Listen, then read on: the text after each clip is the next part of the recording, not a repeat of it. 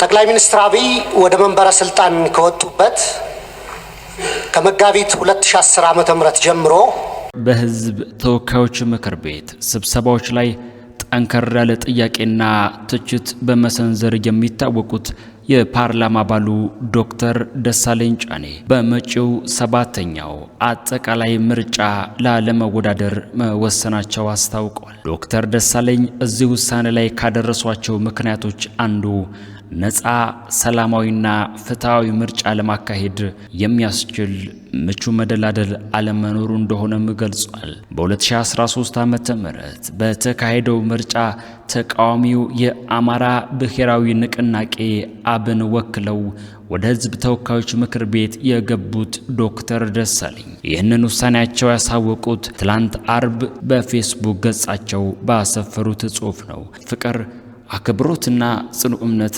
አሳይታችሁኛል ላሏቸው የባህር ዳር ከተማ ነዋሪዎች፣ ለመላው የአማራ ህዝብና ለኢትዮጵያውያን ወገኖች ምስጋናቸውን አቅርበዋል። ባለፉት ዓመታት በህዝብ ተወካዮች ምክር ቤት ውስጥ በኩሩ የባህር ዳር ከተማ ህዝብ ተመርጬና ለህዝባችን ሐቀኛ ድምጽ በመሆን ለማገልገል በመቻሌ ታላቅ ክብርና ኩራት ይሰማኛልም ብለዋል።